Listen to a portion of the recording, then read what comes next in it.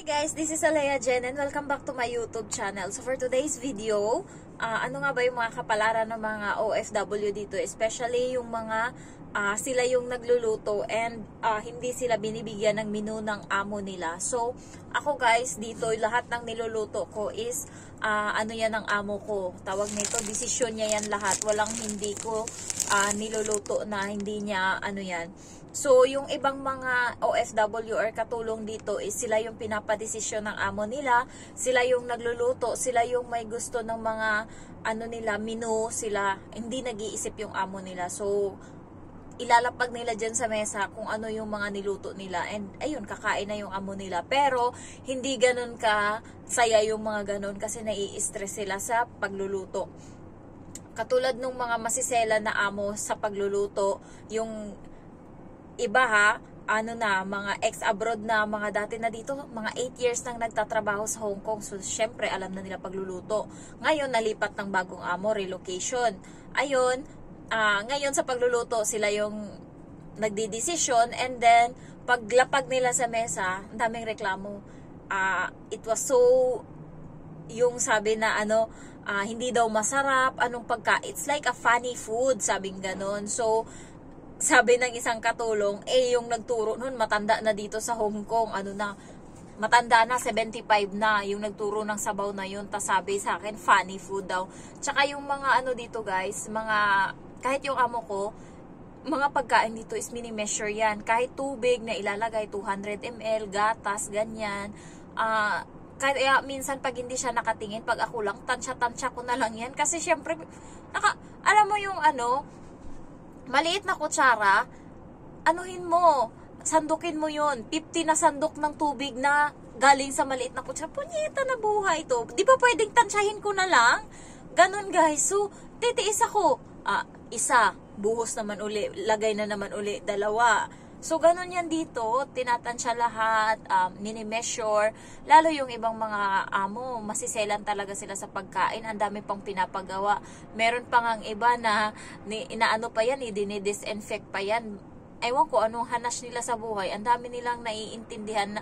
Alam mo yung sa Hong Kong, lahat na lang ng kung anong kaartehan na hindi naisip ng ibang tao, naisip nila para lang masabing malinis sila. Pero hello, malinis ba? Ayan. So, ganun dito yung mga ano guys, nai-stress minsan yung mga OFW or yung mga katulong dito, lalo pag kayong amo nila is maselan sa pagkain, lalo napaka-arte sa pagkain. Akala mo naman, alam mo yung mga taong napaka-arte sa pagkain, sila pa yung hindi marunong magluto. Yung amo ko, okay naman yung gawa ko. Gusto niya lang may makomment. Tinanong ko kasi, sabi ko, anong okay lang po ba ma'am? Sabi niya, kulang ng tubig. Hindi niya naman iniinom yung tubig dun sa sabaw ng gulay. Tsaka wala namang nilalagay. Pinasa niya kasi sa akin galing sa YouTube yung ano, yung menu. So, wala namang sinabi doon sa YouTube na maglagay ng tubig. Nilagyan ko na nga ng konting tubig yun para magkaano lang. Wala pa daw tubig. So, hindi naman sinabi, next time daw gawin ko daw may tubig. So, okay lang yun. Pero yung ibang mga amo talaga is malala talaga sila. May saltik talaga, may sayad. Ayan. So, kaya kayo dito guys, yung mag-a-apply ng pa-Hong Kong, alamin nyo muna kung kaya nyo talaga or ano. Kasi, ako swerte na lang talaga ako. Pero pag napunta ako sa amo na yung may mga aso, pusa pa na alaga, ilan pa sila, share room pa sa bata, pagkagabi umiyak yung bata, ikaw mag-aasikaso, nga ka talaga. Ako dito wala akong struggle. Tsaka yung amo ko, stay in siya, wala siyang trabaho. Hayakay lang yan siya sa buhay niya. Perfect.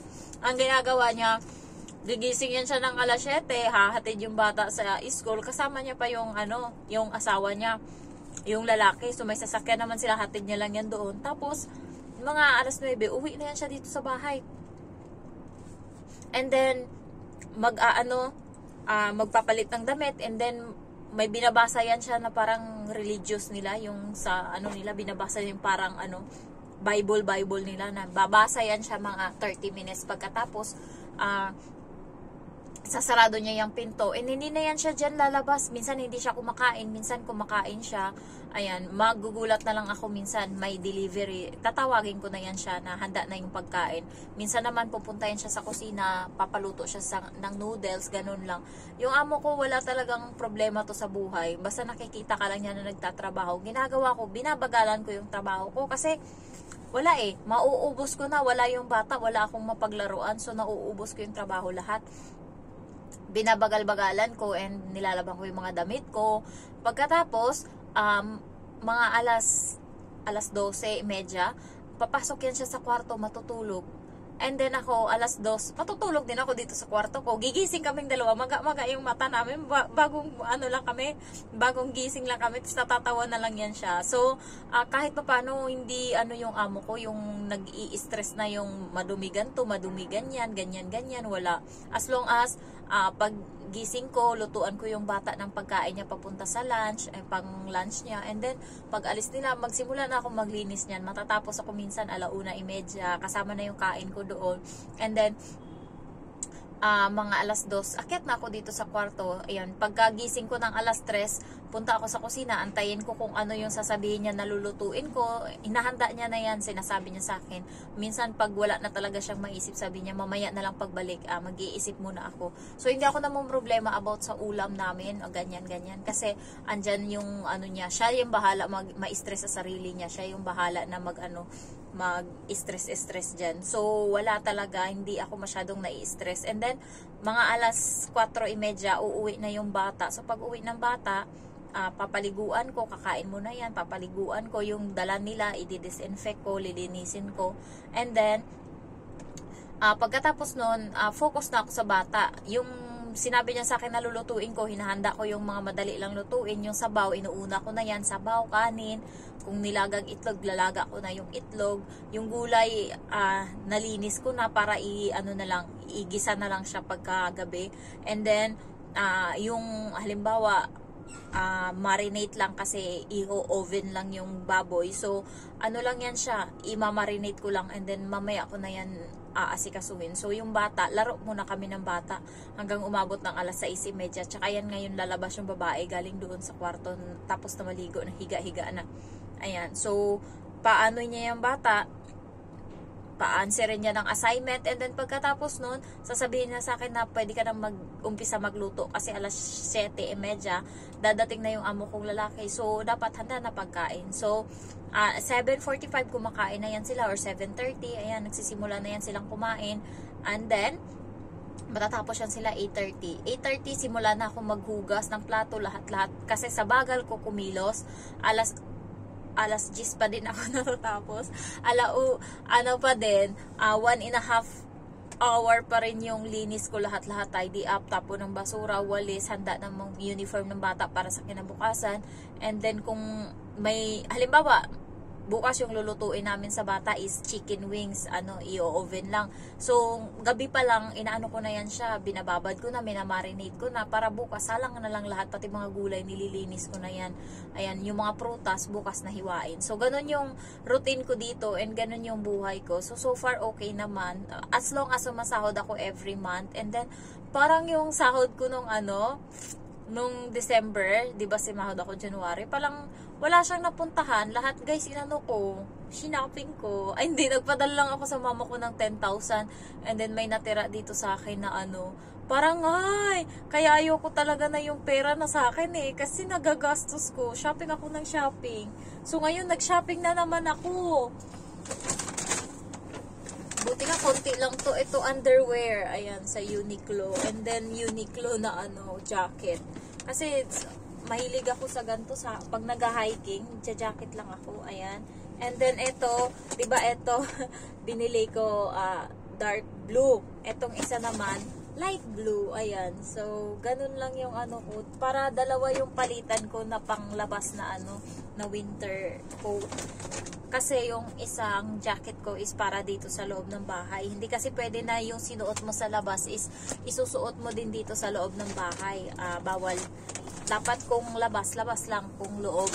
Kung galing na sa labas na damit, halimbawa bagong labain, lumabas ka, yun yung sinuot mo. Pag uwi mo, ligo ka kaagad, palitan mo yung damit mo. Hindi pwedeng umupo ka or mag-ano-ano ka dyan na yung damit mo is galing pa sa labas. So, ganun yung rules dito. And okay naman siya, nasanay naman ako. Kaya guys, alam nyo yung ugali ko, ano na din ako, parang may pagka-Chinese na din. Yung bag ko, ano na yan siya. Alam mo yung lahat ng kailangan mo nandyan na, nagiging Girl Scout na yung bag ko. Sa Pinas, hindi ganyan. Basta meron lang akong tubig, lipstick, cellphone, and then towel, okay na yan. Pero ngayon, meron ng mga lip balm, mga ano pa to, tissue, may towel pa, may payong. Payong nandun sa Pinas. Pero, ito, kompleto na talaga. Hindi ako umaalis nang hindi ko nabibit-bit yung mga kailangan ko. Hindi katulad sa Pinas na ano, parang nagaya na din ako sa amo ko sa ganyan. Nagiging ugali ko na din yung ugali nila. Kasi, yun parati yung inuutos sa akin na gawin eh. Minsan nga hindi ko na din nilalapag yung bag. Dati nilalapag-lapag ko yung saan. Ngayon hindi ko nilalapag, bit-bit ko talaga parati yung bag ko. So ganun yung mga struggle dito ng ibang katulong sa pagluluto talaga. Kaya yung mga first timer talaga, makinig talaga kayong mabuti kapag tinuturuan kayo ng amo nyo para walang problema sa huli. So ayun lang guys, thank you so much for watching. Bye bye.